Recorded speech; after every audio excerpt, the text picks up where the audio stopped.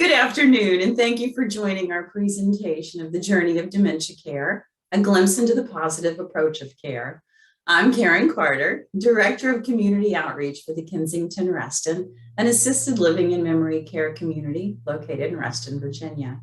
At the Kensington, we have a passion for excellence and quality of care for our residents. We provide 24-hour on-site nursing, high care partner to resident ratios, highly trained and competent team members, enriching and meaningful activities, and delicious dining entrees, all in a beautiful and safe environment that feels just like home. We partner with organizations that share our values to make the world a better place for people living with dementia and their families. So just a couple of housekeeping items before we start.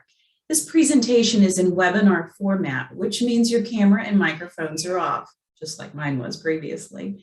If you have any questions during the presentation, feel free to type them into the Q&A box located at the bottom of your Zoom screen.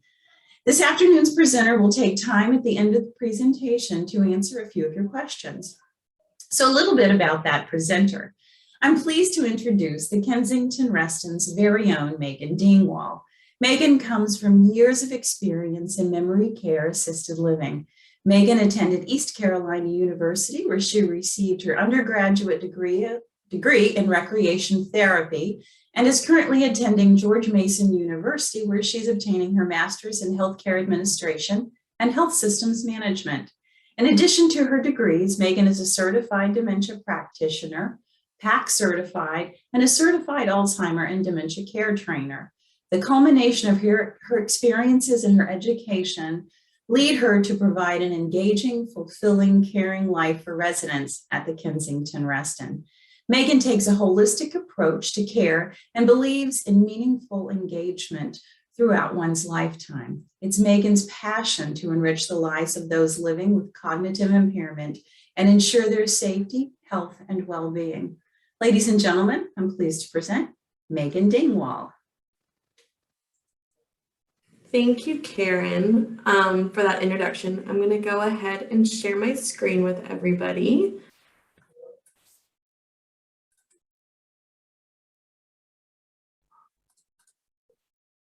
Can you see it okay, Karen? Awesome. Okay, so this is part 2. I was able to give part 1 about a month ago. So I want to kind of go over some of the highlights from the first session that took place, but I also want to, for those that are just joining, allow the opportunity for you all to be educated on what PAC is. So PAC stands for Positive Approach to Care. It's a philosophy taught by Teepa Snow, who is the woman in the photograph here. And really what PAC is a philosophy about providing dementia-related awareness, knowledge, and skill demonstration in a classroom, community, or support group setting. So some of the things that it addresses to, or what really my role is as a certified independent trainer in PAC, is to help others become aware of alternate methods of care, recognize the value and need for change, identify possible opportunities for change, taking content using experiential learning, begin to notice possible causes for challenging situations, choose a first focus, grow in awareness and knowledge, understand possible tools for assistance, let go of past mistakes, and see things differently and do something about it.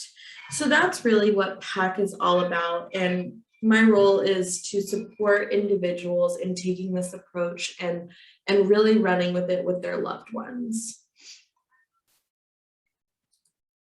So as I said, we're going to do a recap from workshop 1. So one of the big takeaways, and these are, like I said, just the key takeaways, the big items that we really talked about last time. But dementia is a very broad term that describes the change that takes place in the brain. There are many different kinds of dementia, and there's also, some people tend to, sorry, there's oxygen being transported. That's what y'all are hearing. Sorry about that. But so yes, dementia really is a big umbrella term. So there's all kinds of dementia that takes place. It's not just Alzheimer's. But really what dementia means is that there's change taking place. There are two pieces that really change the most as the disease progresses. And one of those changes would be vision.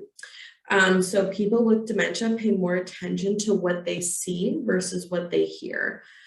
So they're learning to use their visual awareness a lot more than what they're listening. So oftentimes as care partners and caregivers, you'll be telling someone to do something or repeating yourself or saying all kinds of things, but really they're not understanding. So when it comes to hearing, they have the ability to hear, but the inability to understand, which is why there's such a transition to using visual cues versus, auditory take-in. So the four truths, these are the four truths about dementia, regardless of the kind of dementia that an individual has. So one of these truths is at least two parts of the brain are actively dying at all times. 2, it is chronic and cannot be fixed. 3, it is progressive and will get worse. 4, it is terminal. So oftentimes, a lot of family members ask me how we can kind of stop the progression and really hold things off and, really want to be very optimistic. And I really have to oftentimes come back to these 4 truths. And, despite the level of encouragement and engagement that take place, these 4 truths remain true. Communication highlights. So when you are communicating with someone that's kind of going through the disease, keeping it as simple as possible is really important. Establishing a connection with the individual, regardless of whether or not you know who that person is, whether there's someone as close to you as a mother or father, or whether you're a caregiver providing care for a resident in a facility and you don't really have that lasting relationship. But also, if someone with dementia or cognitive impairment is really telling you how something's making them feel, you really just want to validate that experience and what they're feeling. And all this to be said, it's the key thing here is that, and what PAC is really about, is learning new ways to communicate and understand behavior. So people living with dementia need care partners to think about and act on what they want, need, and think. So something that we're going to kind of go through out is how to make the most of time. So oftentimes caregivers, care partners really have in their mind how they want an interaction of care to go. You have in your mind that you're going to walk into Mr. Smith's room and you're going to say, hey, look, we're going to get up and I'm going to throw up this blonde shade and you're going to get changed and everything's going to be light. But usually that's not how it goes. And we're going to kind of talk through ways to make the most of the time when care is needing to be provided. So what are the time wasters? Like I said, if you're coming into a situation and you're making it your own vision, you're going to see a lot of resistance, refusals, and the need to reapproach, which all in all is going to take up a lot more time. It is not going to be a time saver going into it with the idea of how you want that interaction to be. You're really going to have to make it about the person in which you're providing care for.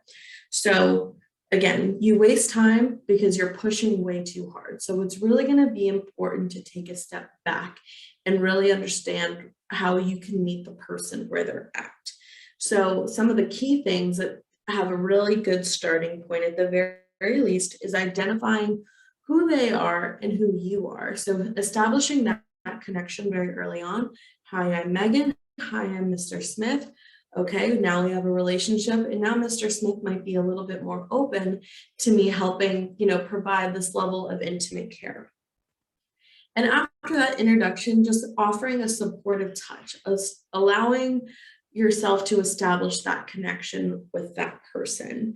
And I always do this, and it's really important, but asking them if it's okay if you touch them and allowing them the chance to say no and saying, okay, make it about something else and then reapproach. It just is going to be a matter of creating that connection before you go in for the care itself.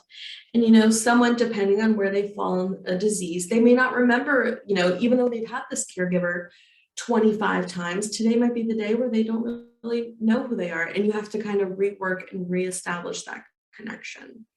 So again, a lot of these are going to be about making the most of time. So scenarios. So I'm going to go through about 10 scenarios, which are really common in memory care settings. So people living with cognitive impairment, whether that be Parkinson's, Alzheimer's, dementia, alcohol-induced dementia, all kinds. So these are just, I'd say, 10 of the most common things that I see. And I'm going to give a common situation that happens and then how using a positive approach to care technique can improve the interaction in and of itself. So scenario number 1, I can't hear you. So if I'm about to take a resident outside for a walk and I say, hey, Mr. Jones, let's wear this sweater because it's cold outside. And I'm showing him the sweater. I say, Mr. Jones, let's put this sweater on. And he says to me, I can't hear you. I don't understand. I don't know. What are you asking me to do? And, also on top of this, add that mask barrier. This is so difficult for someone with dementia to understand. So simple to you and I, but that cognitive impairment, you're asking a lot. So how can we kind of break it down? So 1, I'll go into Mr. Jones' room and say, hey, it's cold outside, and kind of giving this visual cue of like, this means chilly. It's cold. Why don't we put on a jacket? And then kind of offering that choice, saying, there's this green sweater and there's this red sweater. Which one do you want? Allowing them to see the 2 choices that you have, select, and then they're going to be a lot more agreeable to putting it on. And then with body positioning, if you're looking into someone's closet and you're talking to them, they're not really going to understand, because now, again, like I was saying, they're going to need that visual cue. They're going to need to see the chili, they're going to need to see the jacket, and then they're going to need to see the 2 choices. So again, really what this is going to be about is altering the interaction in and of itself, allowing you to change your behavior to meet their needs. So that would be scenario 1. So scenario 2, I do not want to eat. Okay, so me, the caregiver, it's time for dinner. And the person with the cognitive impairment says, I don't want to eat. So pause. So there's a couple of things that could be happening. 1, are they truly not hungry? Are they having difficulty with utensils and they're embarrassed? Are they needing someone to partner with them when eating? Or are they overwhelmed at the amount of food? Are they overwhelmed at the dining interaction? So there's a couple of things that could be taking place as to why someone does not want to eat.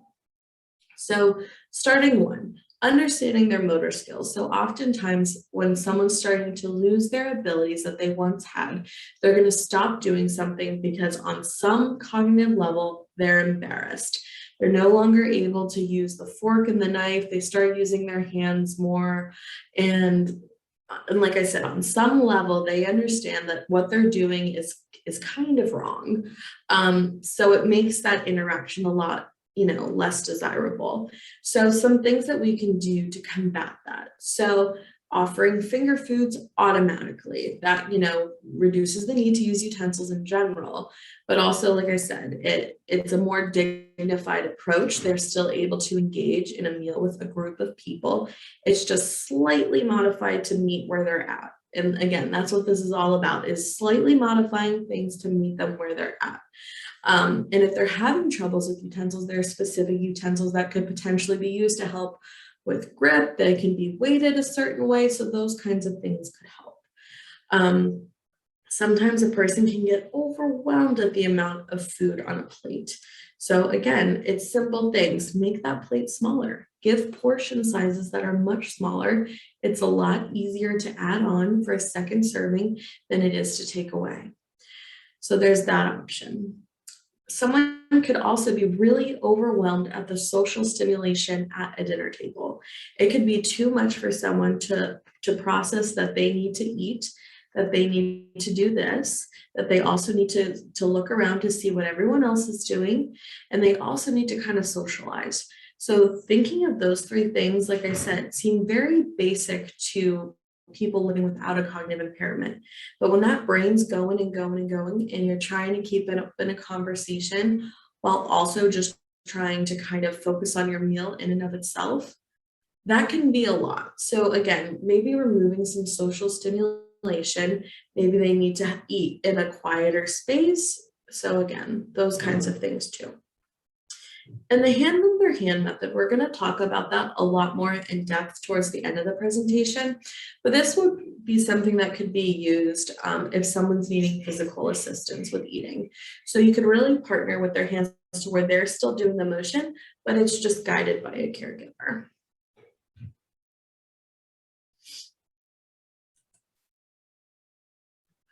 So scenario 3, who are you? So this is something that happens on those later stages, particularly with a relationship of standing as like a mother and a daughter. But hi, mom. And then the person with dementia says, who are you? Which can be really upsetting. And, you know, it's understandable. But again, someone with dementia is not going to change themselves to meet the needs of you. You're really going to have to change yourself to meet the needs of them. So how to improve? So off the bat, always a good rule of thumb is to introduce yourself every time. Hi, Karen, this is your daughter, Meaghan. How are you doing today? And taking it from there. So that could be a step 1, just that reminder. Hi, it's your daughter, Meaghan. Like I said, that could cue them, may take them a moment to process, but it will cue them up without ever giving them the opportunity to say, who are you again? And again, objects are really good about connecting with someone. So you could bring in something that you really want to share with your loved one. You could bring in a couple of pictures and create a positive interaction. And even if they don't necessarily know who you are in that moment, you're still going to have a positive interaction with your loved one. So you bring some photos, you talk about it, this and that. You're just matching yourself to where they're at. You're not changing yourself. They're technically not changing them. You're just going to kind of be missing that piece of acknowledgement. You don't want to upset someone when they don't necessarily remember who you are. You just kind of have to accept that maybe that's where they're at in their progression of the disease. So like I said, just meet them where they're at, introduce yourself, create that connection all over again, and use those objects that you bring in to try to establish a conversation point, and still have it be a really positive interaction that takes place. Scenario number 4, walking in on a bathroom surprise. So what I mean by this is that if you walk into a bathroom or even any other kind of common space and you see that a BM or someone's urinated and it's kind of a messy situation and the person's just kind of sitting there like, I need help. So you see the mess, you walk in, oh my gosh, what's going on? It's really easy to be triggered by the smell. It's really easy to be triggered by the interaction itself. And it's easy to be triggered by the fact that you're probably going to be the one cleaning it up. So again, the way to make this situation better, more often than not, is to acknowledge it and prepare for it. So, hey, Mr. Jones, I see we got something going on in here. I'm going to be right back. You're okay, but I'm going to be right back. And that kind of gives you that moment to acknowledge what happened, let Mr. Jones know that you saw him, but now you have a second to kind of prepare. You have a second to get gloves. You have a second to maybe put some vapor rub under your nose if you need to. You have a second to kind of collect whatever supplies you're going to need to go in and handle this interaction. Maintaining your composure is going to be really critical. And just being positive, patient, and kind. It's truly not their fault. And when I say accidents, sorry. And when I say accidents happen, this is what I mean. They're losing their ability to use their environment to their advantage. So you walk into a bathroom, you usually see towels, you see toilet paper, you see a sink, you see a commode. There's all kinds of things going on. But as their dementia's, progressing, they're lusing the ability to kind of engage their environment how they once did. So that's why they're touching everything. And now there's kind of a big mess everywhere because they're trying to figure out how to use their environment. And also their sense of smell is also deteriorating. So they're losing the ability to understand this is now a smelly situation.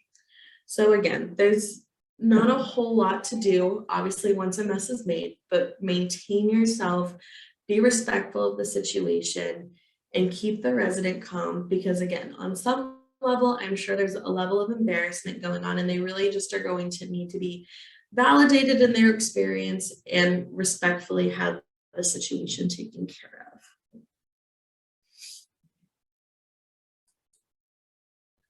So scenario number 5, handling hallucinations. So you're looking out a window with your loved one, and your loved one says, what's that little boy doing outside? And I respond, there's no one outside. So instead of saying about what is a better approach to that? So my loved one says, what's that little boy doing outside? I can say, well, is the boy okay, or is something going on? Oh yeah, the boy's okay. Okay. Well, are you worried about him, or are you just kind of curious? Oh, he's just playing out there. Okay. Well, since he's fine, why don't you and I go over here and let's have a cup of tea?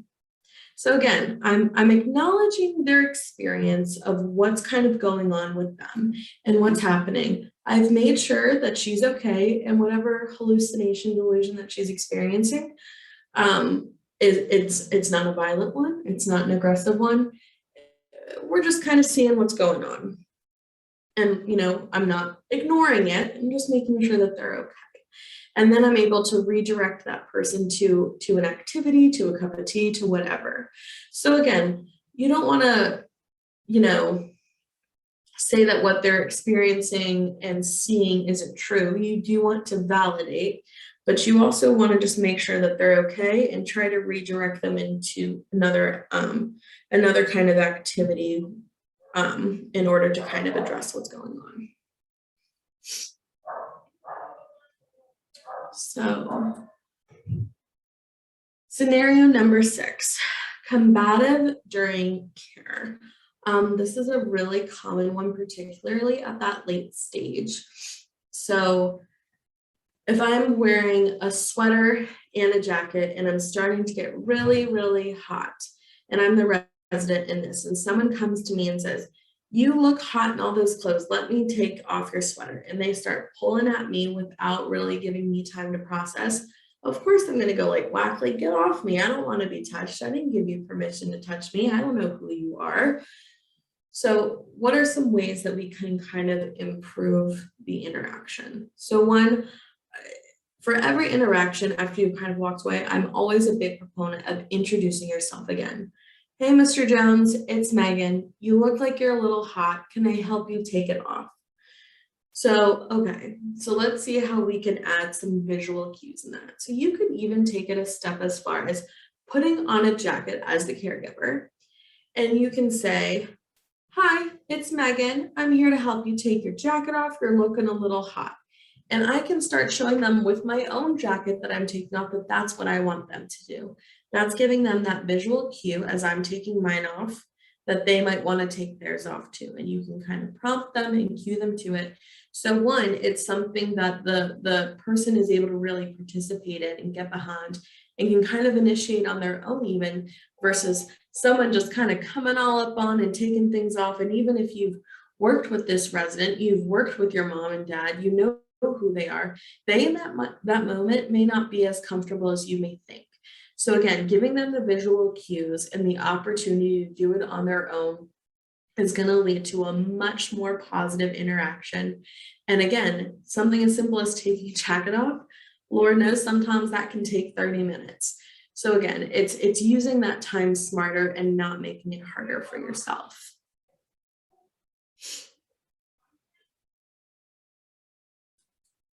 So scenario number 7, making conversation with someone with missing memories and words. So again, as the disease starts to progress, and kind of what we talked about in the workshop number 1, is that people usually start to get that word salad. They're getting things confused. They're living in a different time period. They're missing memories. They're missing kids or friends that they once interacted with, and you're kind of recognizing this. So how do you have a meaningful conversation with someone when they're kind of in this state, right? So me as the caregiver, I say, my daughter turned 5 yesterday and we had a party. And you know that this person knows that you have a daughter, and they're like, what? What? Huh? And I start to, my face breaks, because of course it breaks my heart that they're not remembering my daughter. And then they go, well, why are you mad? And now the person with the cognitive impairment's really upset and you're upset, and it's just such a negative reaction, right? So how can we improve the situation? So again, introduce yourself. Hey, Selma, it's Megan. I brought some pictures that I want to show you. And now I'm showing her pictures from the party that I had for my daughter. So keeping it simple and giving them the opportunity to repeat after me. I say, oh, look at her hat. It's a blue hat. And then you might see the person going, oh yeah, blue hat, blue hat, blue hat.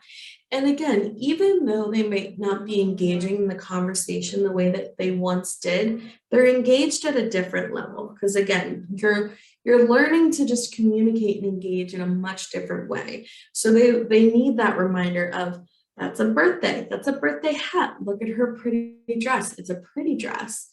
And you'll see that, like I said, they're going to start to repeat you. But again, it's not because they're not understanding. It's that they're just engaging in a much different way. And the hardest part is if they don't recognize someone, right? Like they're not recognizing the fact that this is their granddaughter or their great-great-granddaughter even. But they know that it's a child. They know that it's making you happy to talk about. So again, you're going to have to learn the art of letting it go. Letting it go that they may not remember the name or that it's your specific granddaughter, and focus on the moment that you're kind of able to create.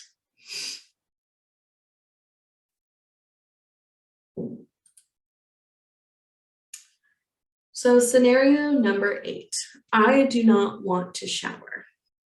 So the caregiver, the care partner says, Dad, you need to go take a shower. And the person goes, no, I don't want to do that right now. I did it yesterday. I did it this morning. And they get really agitated. So let's kind of break down why that happens. So 1, let's understand, right? Having your daughter or your son seeing you naked and take a shower, that feels uncomfortable, right? That's a little awkward. And their brain doesn't know how to say, that's weird that you're my daughter and you're telling me to do this. It's weird that you're my son and you're telling me to do this. So again, they've lost the ability to say that, but that anger, that frustration, that refusal is what's happening.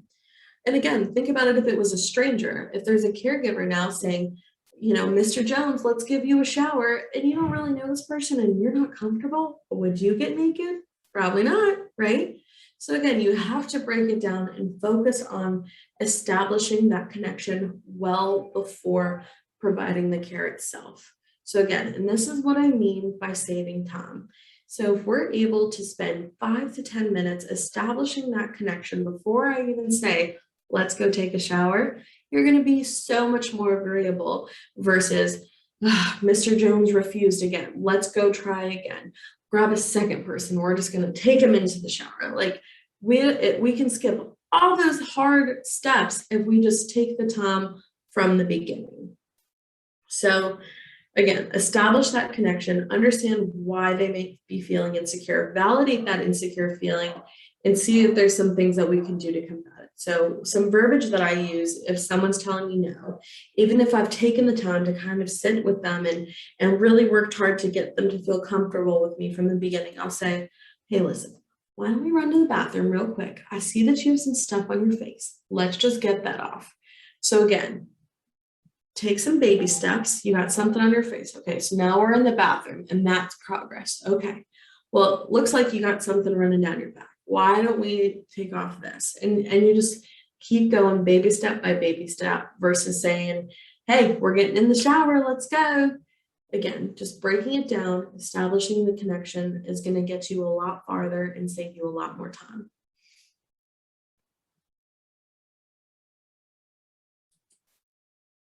So scenario number 9, why can't I get out of here? Those kind of elopement risks or people that really just want to get out of the building, get out of the home, whatever the situation is, and they're banging on doors and they're hitting windows.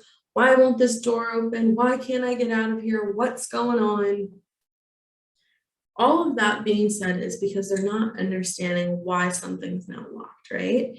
And so they're feeling insecure and they're feeling trapped. And on top of that, their brain just might be feeling trapped. They're feeling stuck that they can't express what they might necessarily be able to, were once able to say. So they're just feeling frustrated and now the door's locked and they can't get out of here and just, it's a whole combination of emotions. So how to improve? So one, if the door is locked and you have the ability to go with this person, open the door and go. Open the door and go. Taking a mental break from whatever environment that they're in and giving them the opportunity to walk around somewhere else. And again, as long as you feel safe doing so, there's no reason why that person can't get through that magic door that's always locked, right? So the brain just needs time to maybe see something else, see art, go see the trees outside, do something else, take that break, and then are redirected back up, because at some point they're gonna say, oh, I'm ready to go home. And that's the perfect opportunity to head back to wherever home is for them. If for whatever reason they can't go out that door just yet, some distracting verbiage might go over really well. So for instance, you know what, I want to get out of here too, but before I go, I need some help doing something. Could you help me with this? And phrasing it that way, teeing it up and have some kind of activity already pre-planned so that they can help you, and that distracts them long enough to forget why they were trying to leave in the first place. So that could be something that you do, or it could even be something as simple as, you know what, it's freezing outside. Why don't we go back to your room? We'll grab you a jacket and then we can go. So maybe that walk to the room, putting on a jacket, is enough time to distract that individual from wanting to get out of here. But usually when someone's banging on doors and really upset, they're really just indicating that they're uncomfortable with the environment. So the best way to combat that is to make sure that it is a comfortable environment for them. Are they, have they been toileted? Have they been showered? Are they wearing clean clothes? Did they have a warm meal? Have they had water or some juice? Have they had things that are comforting for them? So being able to address those comforting items ahead of time is going to really reduce the risk of, or reduce, their desire to get out of wherever they're at.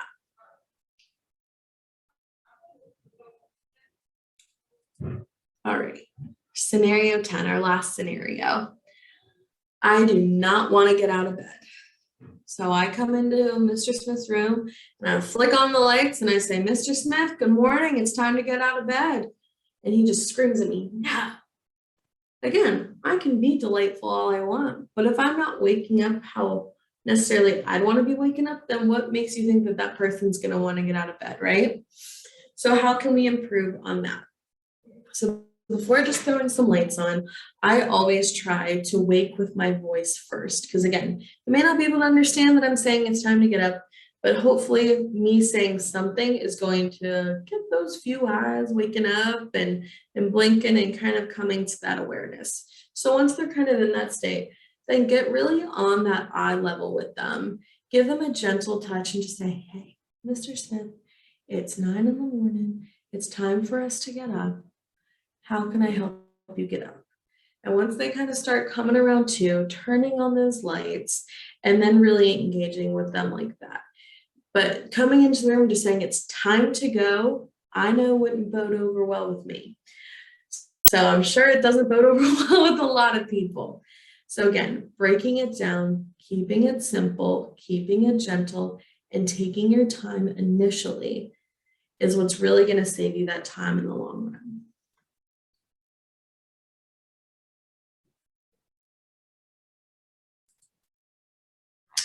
So like I said, I wanted to go over a couple of scenarios with you and just how to approach really common situations in a much more positive atmosphere. So the next kind of couple of slides are really going to be about the basics of challenging behavior concerns and some ways to combat those, as well as some challenging physical needs and some ways to combat that. So starting with behavioral, dementia does come with its own set of behavioral challenges that a person may face. It doesn't necessarily fall into a late stage or an early stage, but some of these behaviors do occur, and it's usually a sign that the disease is progressing. So some of these include yelling, shouting, and wailing, being physically combative, crying, and being really restless and pacing throughout the space.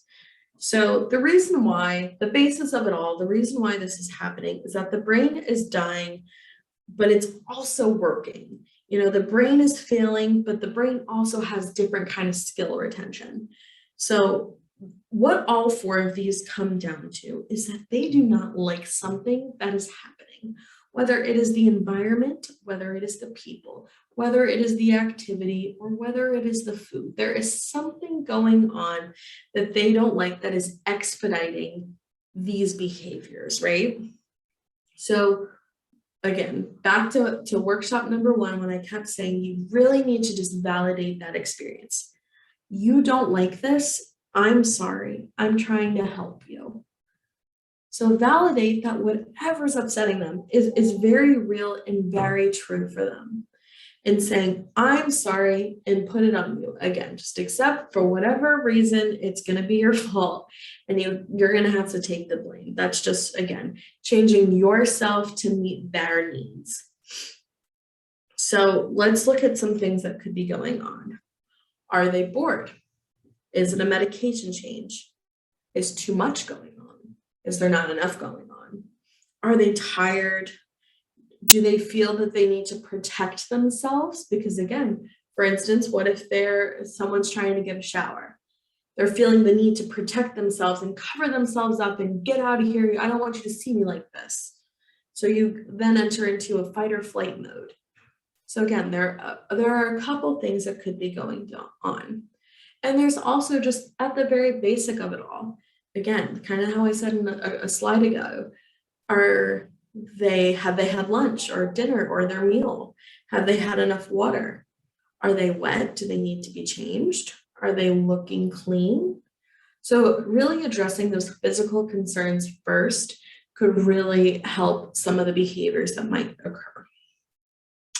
And also with this is they've kind of lost their filter and they don't have the ability to communicate that they once were. So beforehand, before they would yell at someone for doing something quote unquote wrong, in their brain they might think it. Well, now they don't have that filter there. So they're saying everything that they're thinking. And, you know, it absolutely can be hurtful. But again, their brain is working just as hard as it can while it's also actively dying. It's hard to feel calm and at ease with your brain when your brain is constantly fighting and changing. So you really have to take a step back and empathize with where they're at cognitively and understand the battle that's going on in their own head about things that didn't take them as long to process. And now it's so frustrating that it's taking them so long to process. So empathize and validate and understand really where they're coming from, even when these behavioral challenges occur. So some basics for success when these challenges occur. And we kind of went over this in PAC workshop number one, but I thought it was important to share again. Be a detective, not a judge. Again, address their physical needs, see if something's going on there, see if it's the environment, see if it's something that you can easily address. Look, listen, offer, and think. Think of all the things that you can say to them that might make it better. Do you want a glass of water? Is that what you're asking me for? Did you want a snack? Again, just look to see if there's any kind of clues that this person's giving you as to what the yelling, quote unquote, might be about. So use your approach as a screening tool. An approach meaning, okay, am I going to grab this activity and are they responding well to it? No, okay, well, let me grab this snack and see if they respond well to it. Just so change your approach. Again, show them versus saying. Oftentimes as caregivers, it's so much easier to say than show, but really when working with a cognitive impairment, it's going to be so important that you visually show them what you're trying to communicate, because they're able to process that so much better than they are than just from hearing. Because when they might be hearing you, but they might not be understanding you. And then it's just going to lead to more frustration. And if appropriate, sometimes offering a comforting touch could just really be all that it is. So I try to combine all three of them when I can. So first I'll visually show someone, but I'll also explain what I'm visually showing them. And then if it's appropriate, like I said, I will touch and ask if it's okay for me to touch them and see if that helps. So match your help to their remaining abilities.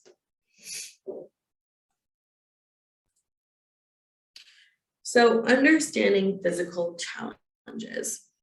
So really what this one is going to be about is when someone needs a lot of assistance with eating, which is what's shown in the picture here.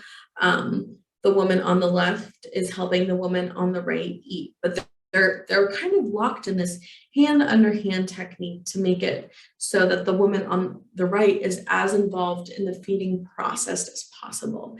And it goes beyond just eating. It can be used for dressing, it can be for just walking, it can be used for a variety of activities of daily living. So the hand under hand approach, some of the things about it include the fact that it establishes nerve pathways. So it's stimulating their brain when they have this kind of connection. It allows the person to feel in control. It connects the caregiver to the person. It allows you to do it with a person versus to them. So again, like I said, that person is really going to be participating in the care. You're just there as a guiding hand. It gives you advance notice of potential problems that may occur. So instead of, if you were, for instance, like in the picture, if you were helping someone eat, instead of them spitting it out, you're kind of helping them be in control of what they do. And if you can tell they're about to spit it out, you're able to react much more appropriately, as opposed to if you were doing something to someone. It connects their eye and hand skills. And when you're on the dominant side of the person, it allows them to work on their dominant side. So that, again, it comes back to control. And the hand under hand technique is really about comfort and directing their gaze, guiding and helping with movement, getting eye contact and attention, providing help with fine motor skills, offering a sense of control, even when you are doing almost everything. So a lot of times when someone reacts negatively, it's because they don't feel in control. So really this hand under hand technique allows the individual to feel as in control as possible.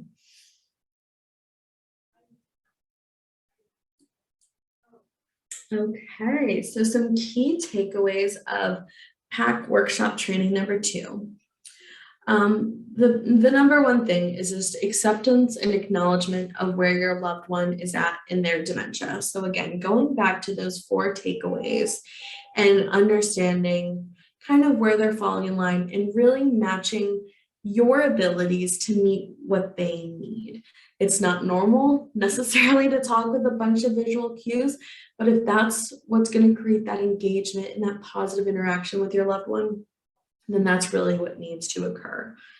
And, changing yourself so much when caring for someone with dementia is extremely time consuming and it weighs a lot on an individual. So really make sure that you're still taking the time to care for yourself as the caregiver. But all in all of this comes down to just acceptance of where a person's falling to in a disease and creating as much of a positive atmosphere as possible. So that really touches on a lot of positive approaches to care, So I'm going to go ahead and stop my sharing. So we are back. That was wonderful. Thank you, Meaghan. We do have one comment that has been shared with us, and it says, Meaghan, thank you for all of these great tips. You always have such wonderful information to share, and I find it all so useful each time. We don't have any other questions right now. I want to thank everybody for their time this afternoon. This video will be available on our website within the next 24 to 36 hours. So if you would like to revisit it or have any friends you would like to refer, just visit the Kensington Reston website under Connects. So until next time, thank you, ladies and gentlemen, and Meaghan, and I hope everybody has a great afternoon. Take care. Bye-bye.